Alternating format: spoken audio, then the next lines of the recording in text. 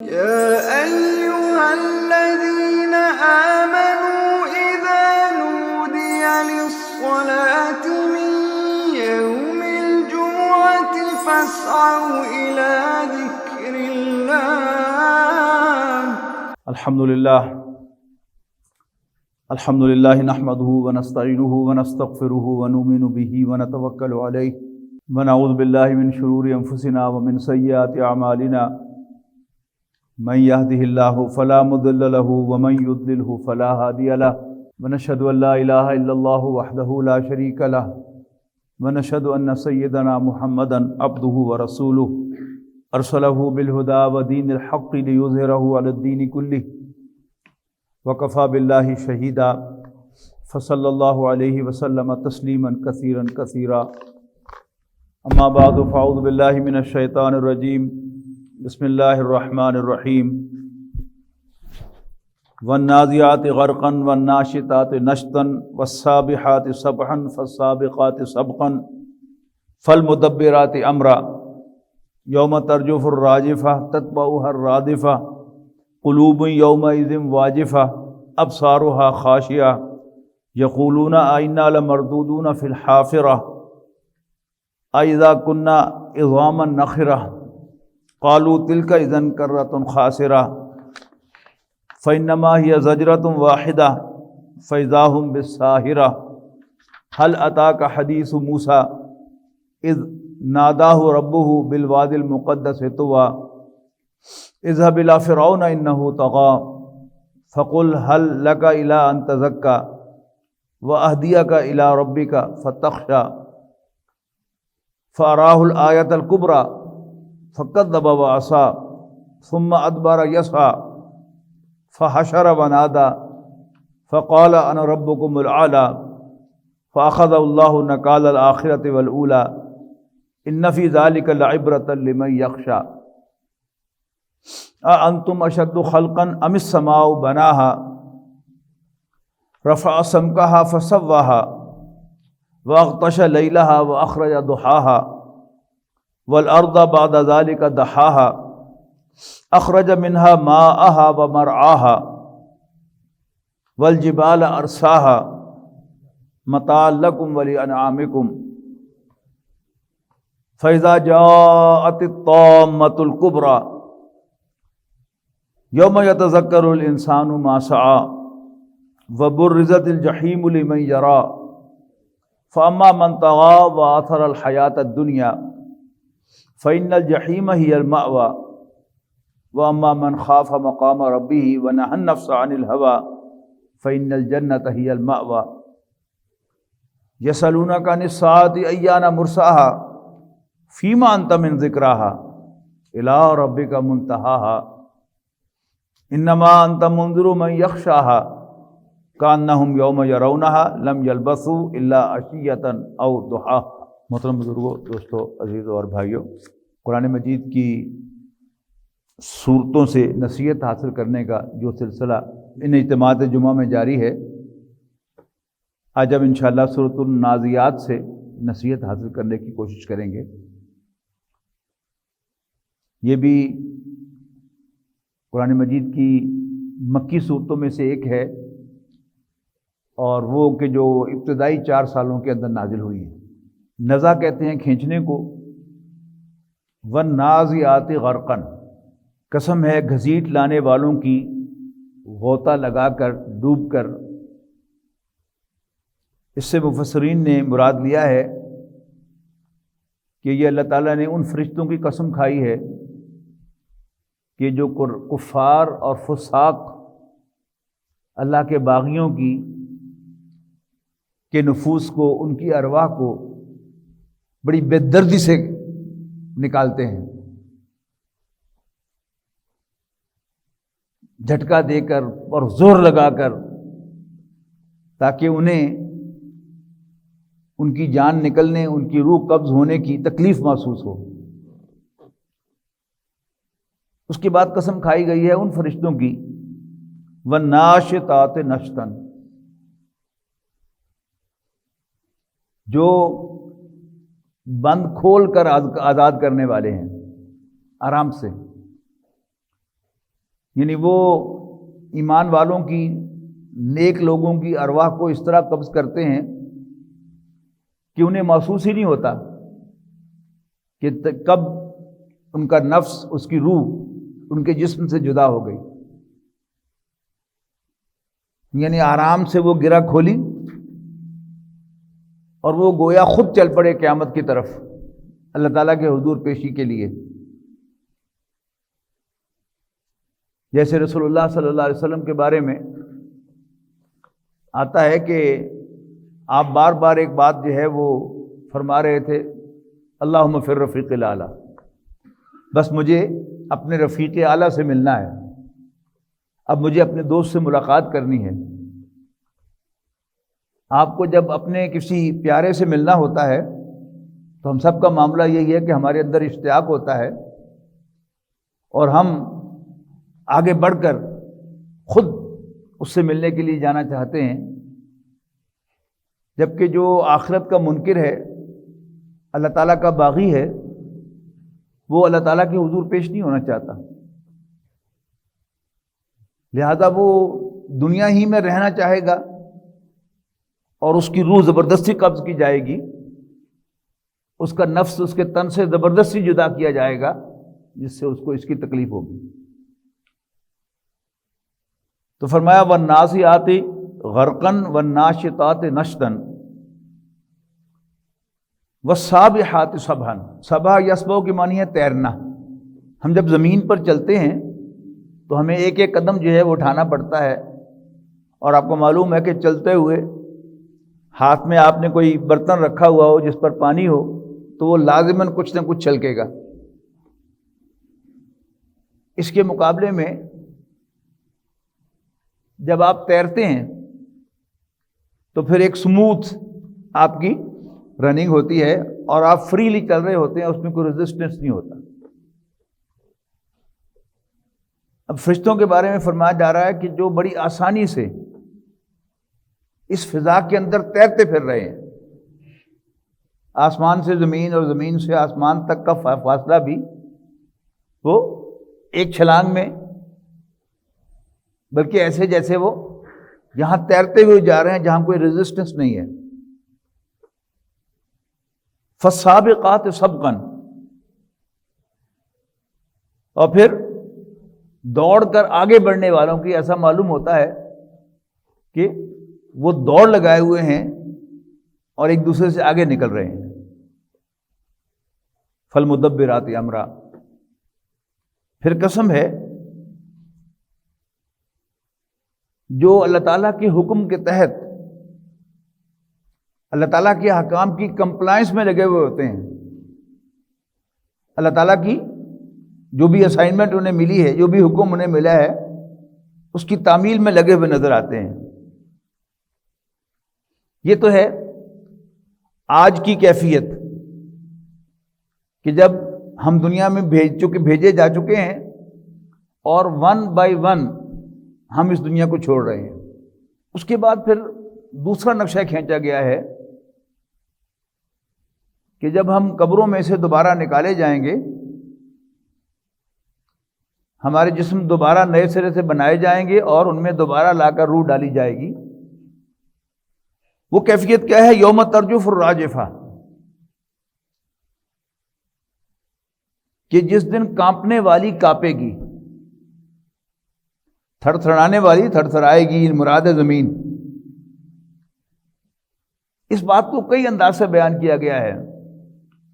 30ویں پارے میں ہی سورۃ زلزال میں کہا اذا زلزلت الارض زلزالها، جس دن زمین ایک بہت بڑے بھونچال سے ہلا دی جائے گی. یہاں اس کے لیے الفاظ آئے یوم ترجف الراجفہ، جس دن کانپنے والی کانپے گی. تتبعها الرادفہ، اس کے پیچھے ایک اور جھٹکا آئے گا مزید کانپنے کا. اکثر مفسرین کا تو اس کے بارے میں خیال یہ ہے کہ اس سے مراد وہ دوسرا نفخہ ہے کہ پہلی دفعہ جب حضرت اسرافیل علیہ السلام اس میں پھونک ماریں گے تو جتنی بھی تخلیقات ہیں اللہ تعالیٰ کی، ان سب پر موت طاری ہو جائے گی. اور پھر دوسرا جب دوبارہ بگل بجائیں گے، پھونک ماریں گے، تو پھر انسان دوبارہ زندہ ہو کر کھڑے ہو جائیں گے اور اللہ تعالیٰ کے حضور پیش ہو جائیں گے۔ لیکن حضرت شاہ عبد القادر رحمۃ اللہ علیہ کی رائے یہ ہے کہ یہاں سے مراد وہ جھٹکے پر جھٹکا ہے، یعنی دنیا میں عام جب زلزلہ آتا ہے، جب بڑا زلزلہ ہوتا ہے اس کے کئی جھٹکے ہوتے ہیں، ایک جھٹکا آتا ہے، اس کے پیچھے دوسرا جھٹکا آتا ہے، پھر تیسرا جھٹکا آتا ہے۔ تو پتہ نہیں اس کائنات کو ختم کرنے کے لیے اللہ تعالیٰ تو اس پر بھی قادر ہے کہ بغیر جھٹکے کے اس کا خاتمہ کر دے، اور اس پر بھی قادر ہے کہ ایک جھٹکے میں خاتمہ کر دے، اور ایسا بھی ممکن ہے کہ اللہ تعالیٰ بہت سے جھٹکوں سے اس زمین کا خاتمہ کرے۔ بہرحال فرمایا تتبع ہر رادفہ، اور اس کے پیچھے ایک اور آئے گی، ایک اور جھٹکا آئے گا۔ قلوب یومئذ واجفہ، کتنے ہی دل اس روز دھڑک رہے ہوں گے، یعنی ویسے تو دل کا نارمل فنکشن ہے نا دھڑکنا، لیکن ہمیں دل کے دھڑکنے کا کوئی احساس نہیں ہوتا۔ ہم یہاں ہاتھ رکھیں گے تو پتہ چلے گا کہ یہاں کچھ چیز اندر ہل رہی ہے، لیکن ویسے اس کا احساس نہیں ہوتا۔ لیکن جب انسان بیمار ہوتا ہے تو پلپیٹیشن جسے کہتے ہیں، کہ جب انسان کو اپنا دل دھڑکتا ہوا نظر آئے تو اس کو کہتے ہیں پلپیٹیشن۔ اچھا، یہ پلپیٹیشن دل کی بیماریوں میں بھی ہوتی ہے، اور جب بھی انسان کو گھبراہٹ ہوتی ہے تو بھی انسان کو اپنا دل دھڑکتا ہوا نظر آتا ہے، اور ایون پاس کھڑا ہوا شخص جو ہے وہ محسوس کرتا ہے کہ اس کا دل دھک دھک کر رہا ہے۔ اس کے لیے ہمارا محاورہ جو ہے وہ دل کا دھک دھک کرنا ہے۔ تو قلوب یومئذ واجفہ، اس دن بہت سے دل، کتنے ہی دل ہوں گے کہ جو دھک دھک کر رہے ہوں گے۔ ابصارها خاشعہ، اور ان کی آنکھیں جھکی ہوئی ہوں گی۔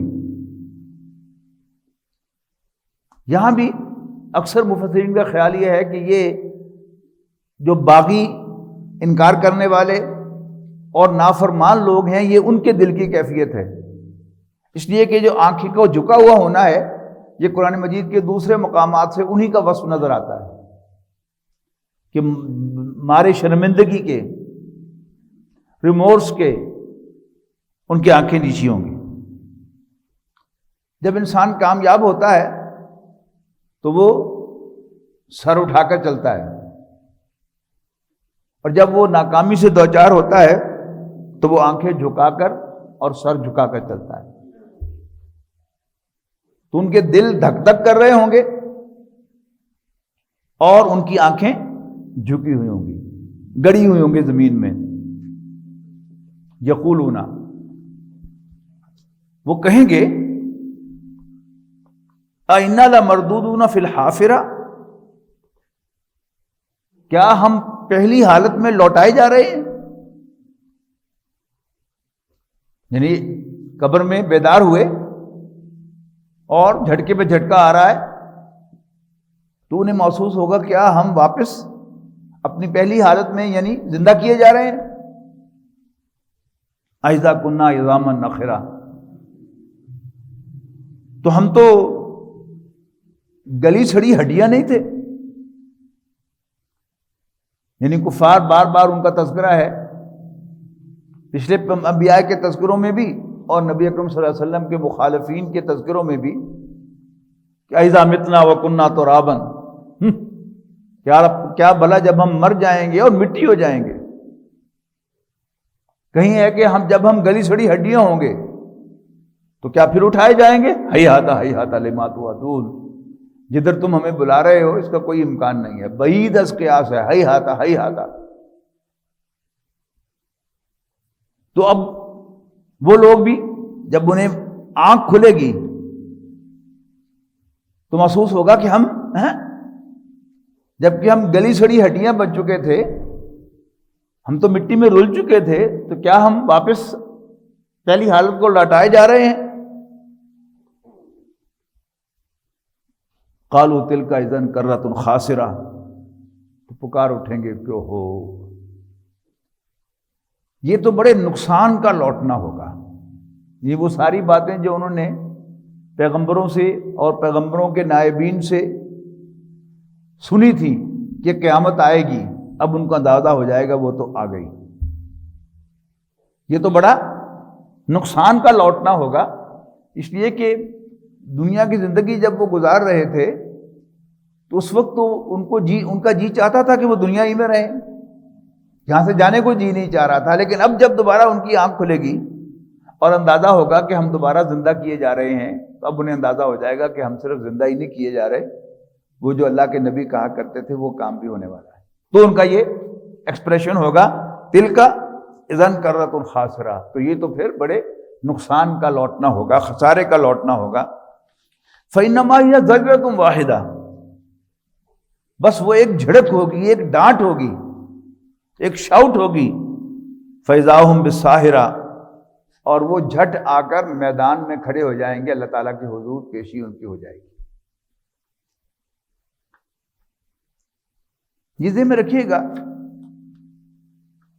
کہ پوری نوع انسانی کا ایک جگہ پر جمع ہونا ہے، وہ حشر آسمان پر ہے یا زمین پر ہے، یہ ایک اختلافی چیز ہے۔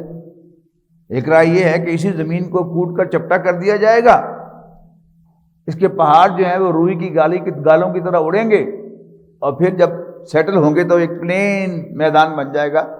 ایک رائے یہ ہے کہ یہیں پر حشر ہوگا، اور دوسری رائے جو معروف رائے ہے وہ تو یہ ہے کہ یہ سب مقام جو ہے وہ اوپر آسمانوں پر ہوگا۔ تو زمین سے آسمان پر تک اللہ تعالیٰ کو پہنچانے میں بھی کوئی دیر نہیں لگے گی، اور اگر اسی زمین پر بھی ہے تو کروڑوں اربوں انسانوں کا حساب ہونا ہے، تو ایسا نہیں ہے کہ کوئی فاصلہ طے کرنا پڑے گا، وہ جھٹ اس میدان میں پہنچ جائیں گے۔ اس دنیا میں انبیاء کرام کی دعوت کو جھٹلانے والے اور ان کے ساتھ یہ مکالمے کرنے والے کیا کرنا نکل کر جو مر جاؤں گے پھر زندے ہو جاؤں گے، جب ہم مٹی بن جائیں گے پھر کیسے زندہ ہوں گے، جب ہماری ہڈیاں بھی گل سڑ جائیں گی پھر کیسے زندہ ہوں گے۔ سائنٹیفکلی اسپیکنگ کوئی سائنٹیفک مائنڈیڈ ہوگا تو وہ کہے گا لو جی جب سیل ایک دفعہ ڈیڈ ہو جاتا ہے تو پھر وہ دوبارہ زندہ نہیں ہوتا، کیسے ہوگا زندہ؟ لیکن ہوگا کیا؟ وہ تو ہو جائے گا۔ اب وہ لوگ کے جو اللہ تعالیٰ کے سامنے باغیانہ رویہ اختیار کر رہے ہیں اور اللہ تعالیٰ کو ماننے سے انکار کر رہے ہیں یا اس کے سامنے پیشی سے انکار کر رہے ہیں، ان کے سامنے مثال کے طور پر، عبرت کے طور پر اب بیان کیا جا رہا ہے فرعون کا واقعہ۔ حل اتاک حدیث موسیٰ، کیا آپ تک موسیٰ کی بات، موسیٰ کی خبر، موسیٰ کی کہانی نہیں پہنچی؟ اب قرآن مجید میں سب سے زیادہ کثرت کے ساتھ ذکر حضرت موسیٰ علیہ السلام کا ہے، اور دیر بائی حضرت موسیٰ علیہ السلام کے ساتھ ہی ذکر کس کا ہے؟ فرعون کا ہے۔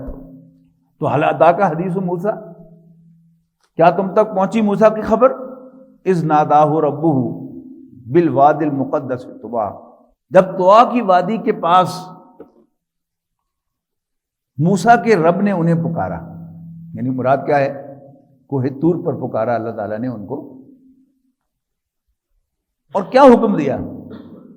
اذهب الى فرعون انه طغى، فرعون کے پاس جاؤ، وہ سرکشی پر اتر آیا ہے، سر اٹھا رہا ہے۔ اور حضرت موسیٰ علیہ السلام وہ واحد رسول ہے اللہ تعالیٰ کے جن کو پرٹیکولرلی ایک شخص کی طرف بھیجا گیا تھا، یعنی ایک بہت بڑا بادشاہ جو اپنے آپ کو بگیسٹ لارڈ کہتا تھا، انا ربکم الاعلی، میں سب سے بڑا رب ہوں، سب سے بڑا لارڈ ہوں، اس کی طرف بھیجا۔ اذهب الى فرعون انه طغى۔ تو حضرت موسیٰ علیہ السلام کی جو پہلی بعثت تھی وہ فرعون اور آل فرعون کی طرف تھی، لیکن کہا یہی گیا کہ جاؤ فرعون کے پاس، اور دوسری آپ کی بعثت بنی اسرائیل کی طرف سے، آپ خود بنی اسرائیل میں سے تھے۔ اسرائیل لقب ہے حضرت یعقوب علیہ السلام کا، تو حضرت موسیٰ علیہ السلام بھی حضرت یعقوب کی اولاد تھے، اور سارے بنی اسرائیل بھی حضرت یعقوب کی اولاد تھے۔ تو دوسری بعثت حضرت موسیٰ کی آل یعقوب کی طرف، بنی اسرائیل کی طرف تھی۔ اذهب الى فرعون انه طغى، فرعون کی طرف جا، فرعون کے پاس جا، وہ سرکش ہو رہا ہے، سرکشی پر اتر آیا ہے۔ فَقُلْ هَلْ لَكَ إِلَىٰ أَن تَزَكَّىٰ، تو اس سے پوچھو، اس سے کہو کیا تمہارا جی چاہتا ہے کہ تم پاکیزہ ہو جاؤ؟ کیا تم اپنا تزکیہ چاہتے ہو؟ وَأَهْدِيَكَ إِلَىٰ رَبِّكَ فَتَخْشَىٰ، اور یہ چاہتے ہو کہ میں تمہیں گائیڈ کروں تیرے رب کی جانب، تمہیں تمہارے رب کا راستہ بتاؤں، فَتَخْشَىٰ، کہ تم اس سے ڈرے۔ یعنی اس وقت کیفیت کیا تھی کہ فرعون اللہ تعالیٰ کو تو مانتا ہی نہیں تھا، جب مانتا نہیں تھا تو ڈرتا بھی نہیں تھا، تو کہا میں تمہیں تیرے رب کا راستہ بتاؤں کہ پھر تو اس سے ڈرے۔ اللہ تعالیٰ کی خوف کا تعلق جو ہے وہ انسان کی معرفت کے ساتھ ہے۔ جس قدر کوئی اللہ تعالیٰ کو پہچانے گا اتنا ہی اس سے ڈرے گا، اتنا ہی اس کے اوپر ہیبت طاری ہوگی اس کی۔ اور یہ ہمارا عام ایک معاملہ ہے، ہم دو آدمیوں سے کبھی ایکولی نہیں ملتے۔ اپنے والد صاحب سے جب ہم مل رہے ہوں گے تو ہمارے دل میں بہرحال ان کا ایک احترام ہوگا، جو اگرچہ بہت کم ہو گیا ہے، اس تہذیب نے آ کر ہم سے بہت کچھ چھینا ہے، اس میں بڑوں کا ادب و احترام اور خاص طور پر والدین کو ادب و احترام بھی چھینا ہے۔ اس کے باوجود ایک بچہ اپنے والد سے بات کرتے ہوئے اور کسی اور سے بات کرتے ہوئے ایک فرق محسوس کرتا ہے اپنے دل میں۔ اسی طرح اپنے باس سے ملتے ہوئے اور اپنے کولیگ سے ملتے ہوئے بھی انسان کی فیلنگز ایک جیسی نہیں ہوتی۔ کیوں؟ وہ سمجھتا ہے کہ میرا باس ہے، اگرچہ ہے انسان ہی لیکن میرا باس ہے انسان ہی لیکن یہ کسی ملک کا وزیر اعظم ہے۔ جتنا مرضی انسان کہے کہ میں کسی کو اہمیت نہیں دیتا، لیکن بہرحال دو آدمیوں سے بات کرتے ہوئے اس کی فیلنگ ایک جیسی نہیں ہوتی۔ جب انسان اللہ تعالیٰ کو پہچانے گا تو اللہ تعالیٰ کا رعب، اس کی ہیبت اس کے دل پر طاری ہوگی۔ تھوڑا سا پہچانے گا تو تھوڑی ہیبت، اور پہچانے گا تو ہیبت میں اور زیادہ گہرائی آئے گی، اور جب واقعتاً اس پر منکشف ہو جائے گا کہ اللہ تعالیٰ تو میرا بھی مالک ہے، رب ہے، اور اس پوری کائنات کا رب ہے، تو ذرا آپ تصور کیجئے کہ جتنی ہمیں معرفت حاصل ہوگی اتنا ہی ہم کانپنے لگیں گے اللہ تعالیٰ کے خوف سے۔ تو وَأَهْدِيَكَ إِلَىٰ رَبِّكَ فَتَخْشَىٰ، کہ میں تمہیں گائیڈ کروں، تمہیں ڈائریکٹ کروں تمہارے رب کی طرف کہ تو اس سے ڈرے۔ فَأَرَاهُ الْآيَةَ الْكُبْرىٰ، اور ساتھ ہی موسیٰ علیہ السلام نے فرعون کو بڑی نشانی دکھائی۔ وہ بڑی نشانی کیا تھی؟ حضرت موسیٰ علیہ السلام کا عصا، کہ جب وہ اسے اللہ کے نام سے چھوڑتے تھے تو ایک بہت بڑا اژدہا، بہت بڑا سانپ بن جاتا تھا۔ یہ بڑی نشانی ہے حضرت موسیٰ علیہ السلام کو دی گئی۔ ایک دوسری نشانی بھی موسیٰ علیہ السلام کو دی گئی تھی کہ جب وہ گریبان میں سے ہاتھ اپنے بغل میں لے کے جاتے تھے اور نکالتے تھے تو وہ بالکل سفید ہو جاتا تھا۔ یہ تو دو پکی نشانیاں تھیں جو موسیٰ علیہ السلام کو دی گئیں۔ اس کے علاوہ موسیٰ علیہ السلام کے ساتھ اللہ تعالیٰ نے 7 اور نشانیاں جو ہیں بھیجی تھی۔ قحط آیا تھا، مینڈکوں کا عذاب تھا، ٹڈیوں کا عذاب تھا، خون کا عذاب تھا۔ یہ بڑے عجیب عذاب تھے، اور منہ سے بولتا تھا کہ یہ کوئی خاص چیز ہے، عام چیز نہیں ہے۔ خون کا عذاب کیا تھا؟ جہاں جاتے خون، دروازہ کھولتے تو سامنے خون، پتیلے کا ڈھکن اٹھاتے تو خون، بستر پر لیٹنے لگتے تو خون۔ اسی طرح مینڈکوں کا عذاب، دروازہ کھولا تو پیر رکھنے لگے تو مینڈک، بستر پر لیٹنے لگے تو مینڈک، پتیلے کا ڈھکن اٹھایا تو مینڈک۔ اسی طرح ٹڈیاں، جوئیں، یہ سب عذاب تھے جو اس قوم پر آئے، اور صاف معلوم ہوتا تھا کہ یہ کوئی اسباب کی نوعیت کی شے نہیں ہے، یہ کوئی عذاب ہے۔ اور آل فرعون آتے تھے حضرت موسیٰ علیہ السلام کے پاس ہر مرتبہ یہ درخواست لے کر کہ موسیٰ تمہارے رب کا تم سے وعدہ ہے نا، تو ذرا یہ عذاب ہم سے ٹال دے، تو بس جو ہی عذاب ٹل جائے گا ہم بنی اسرائیل کو تیرے ساتھ بھیج دیں گے۔ عذاب ٹل جاتا پھر مکر جاتے، پھر اگلا عذاب، پھر اگلا عذاب، پھر اگلا عذاب. یعنی اللہ تعالیٰ نے جن قوموں کو تباہ کیا ہے یا جن لوگوں کو دنیا میں اپنے عذاب سے دوچار کیا ہے، ایسا نہیں ہے کہ ان کو کسی غلط فہمی میں اللہ تعالیٰ نے ہلاک کر دیا. ہر کسی ان کے طرز عمل سے یہ بات کرسٹل کلیئر ہو جاتی تھی کہ وہ مان چکے تھے دل سے کہ وہ پیغمبر اللہ کے رسول ہیں، اور وہ جو نشانیاں دکھا رہے ہیں وہ اللہ کی نشانیاں ہیں. اب آپ ذرا تھوڑی دیر کے لیے تصور کیجئے نا، تو یہ نشانیاں پھر موسیٰ علیہ السلام کی دعا سے وہ نشانیاں، وہ جو عذاب ہے وہ ٹل جائے، پھر اگلا عذاب آئے، پھر موسیٰ علیہ السلام کے عذاب سے ٹلے. تو وہ واقعتاً جب انہوں نے ثابت کر لیا کہ ان کے دل تو مان چکے کہ حضرت موسیٰ اللہ کے رسول ہیں اور ان سب کا رب اللہ تعالیٰ ہے، پھر اللہ تعالیٰ نے ان پر عذاب بھیجا ہے کہ اس لیے انہوں نے زبان سے ماننے سے انکار کیا.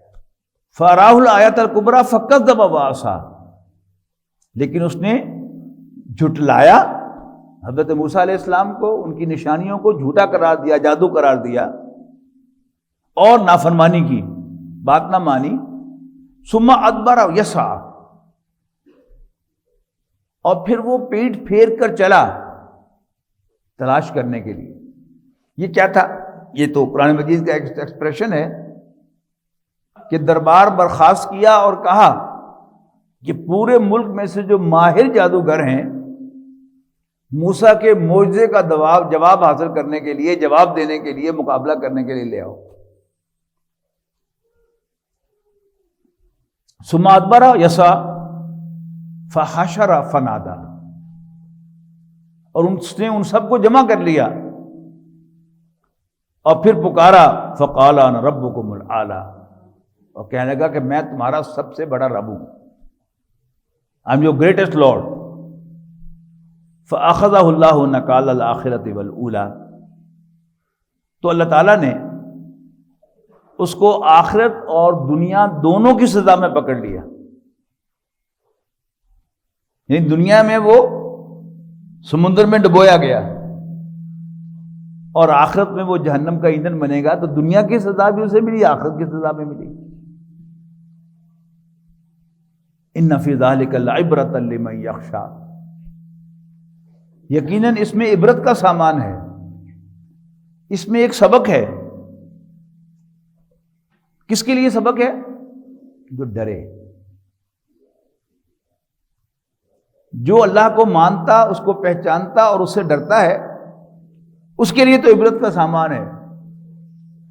لیکن جو ڈھیٹ ہو، نڈر ہو، ڈرتا نہ ہو، یہ تو آج بھی ہم دیکھتے ہیں نا کہ اشارے کس کے لیے ہیں؟ جو قانون سے ڈرتا ہو. قوانین کس کے لیے ہیں؟ جو قانون سے ڈرتا ہو. اور جو کسی وجہ سے قانون سے نہیں ڈرتا، وہ سمجھتا ہے کہ میں قانون سے ابو ہوں، وہ کس سے ڈرے گا؟ تو جو ڈرے گا اس کے لیے اس میں عبرت کا سامان ہے. میں نے کئی دفعہ یہ بات ذکر کی ہے کہ قرآن مجید میں جہاں بھی اللہ تعالیٰ کی قدرتوں کا، اس کی عظمتوں کا بیان ہوتا ہے، آپ غور سے پڑھیں گے تو صاف نظر آ جائے گا کہ یہ اصل میں قیامت کا ذکر ہے. اب یہ سب کچھ بیان کرنے کے بعد دوسرا رکوع شروع ہو گیا. صرف انفارمیشن کے لیے کہہ رہا ہوں کہ یہ قرآن مجید کی آخری صورت ہے جو 2 رکوعوں پر مشتمل ہے. اس کے بعد پھر اب ایک ایک رکوع والی صورتیں شروع ہو جائیں گی. انتم اشد خلقا ام السماء،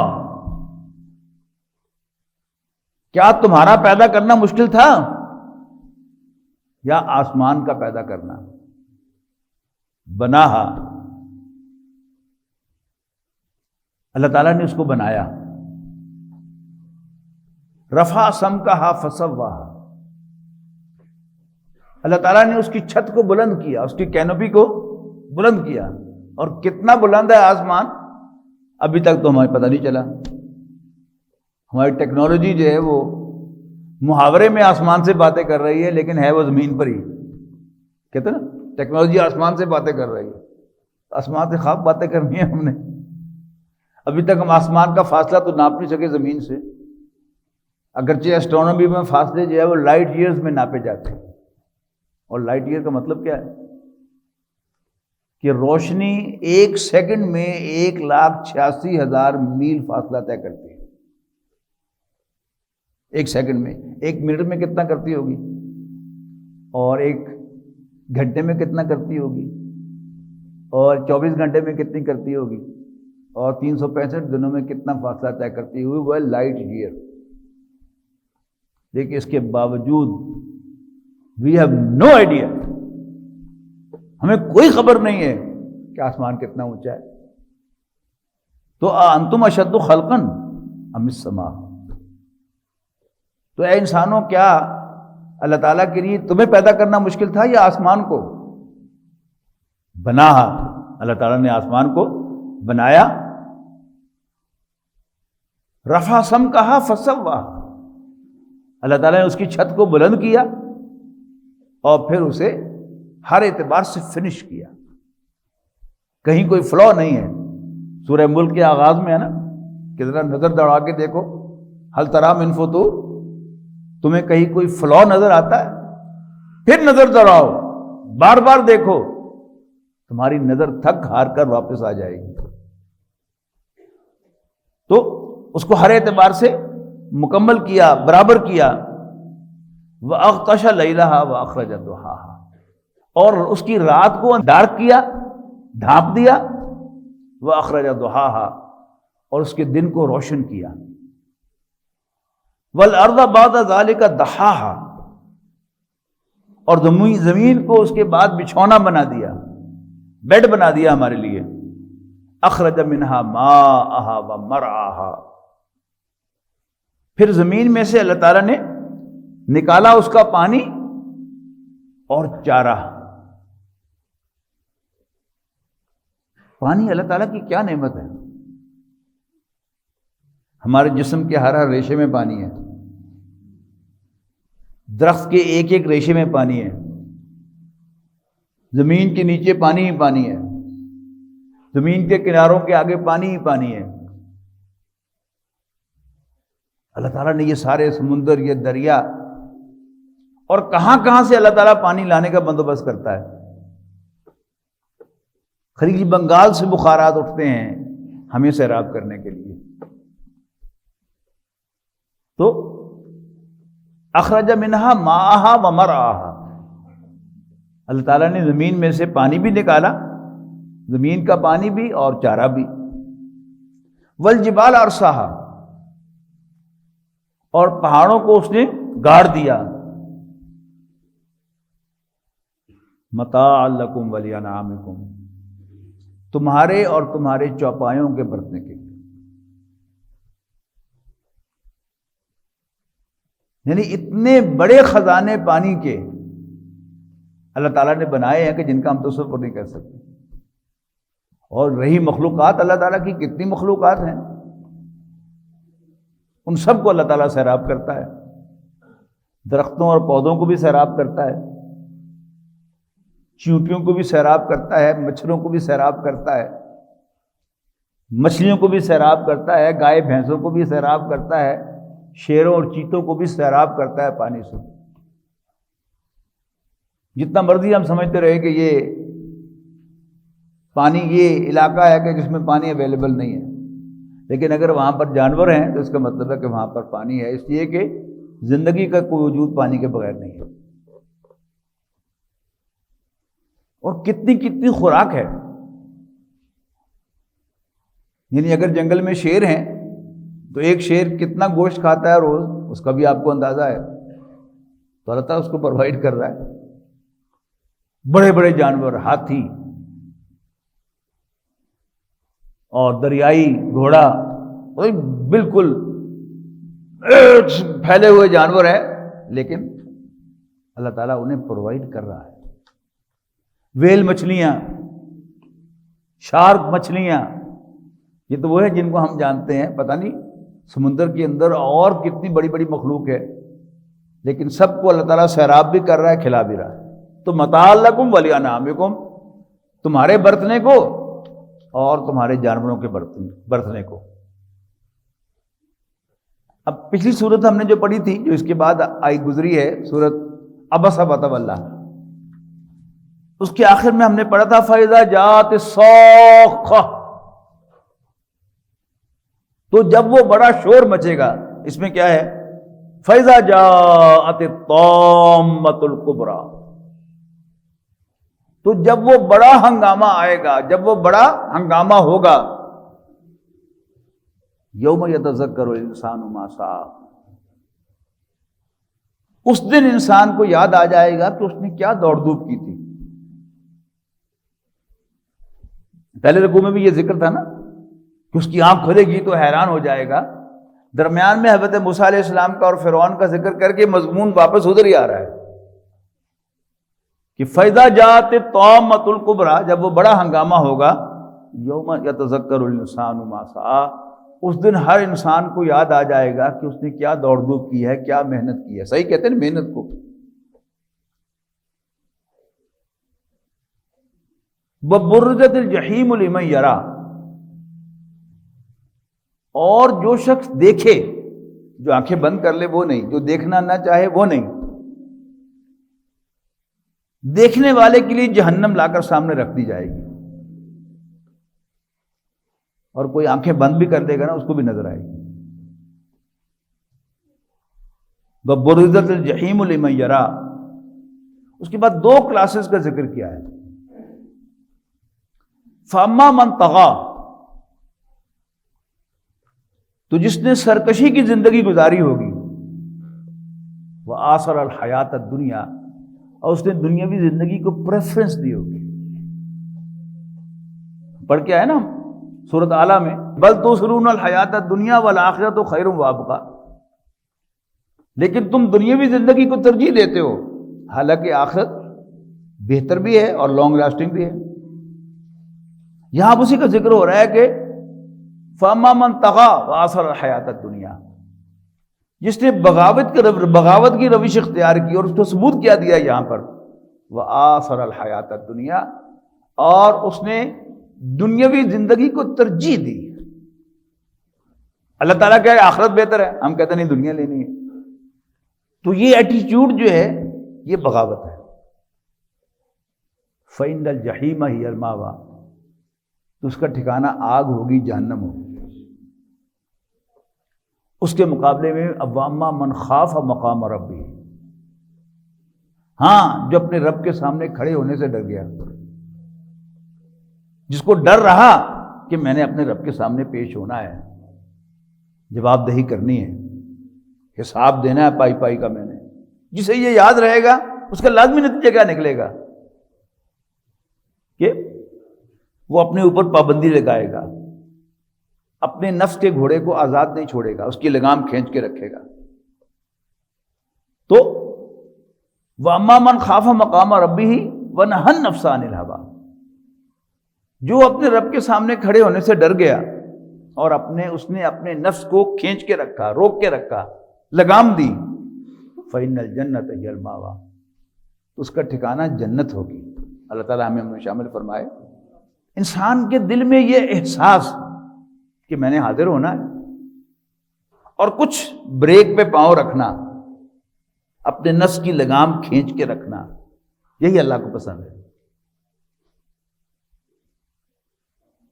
ہم میں سے کوئی شخص اتنا نیک نہیں ہو سکتا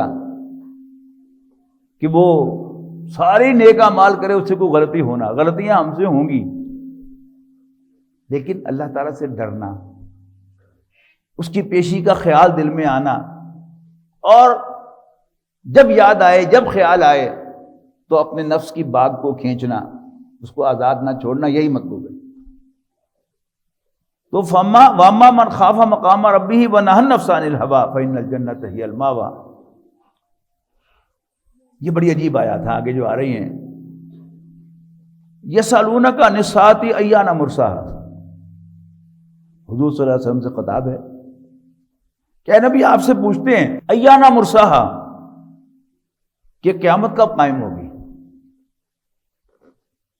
اب ظاہر ہے کہ لوگ حضور صلی اللہ علیہ وسلم سے پوچھتے ہیں، اور حضور صلی اللہ علیہ وسلم اللہ تعالیٰ سے بھی سوال کر دیتے ہیں کہ یا اللہ کب آنا قیامت میں۔ اب سارا غصہ تو ہے ان پر، لیکن کہا جا رہا ہے حضور صلی اللہ علیہ وسلم سے فیما انت من ذکرہ، تجھے اس سے کیا سروکار، mind your own business, do as directed. اب یہ ذہن میں رکھ کر، جو میں نے پہلے بھی کہا تھا نا کہ جب باپ کو دادا جو ہے وہ پوتے کے سامنے ڈانٹ دے تو بڑا وہ آکورڈ سا محسوس کرتا ہے.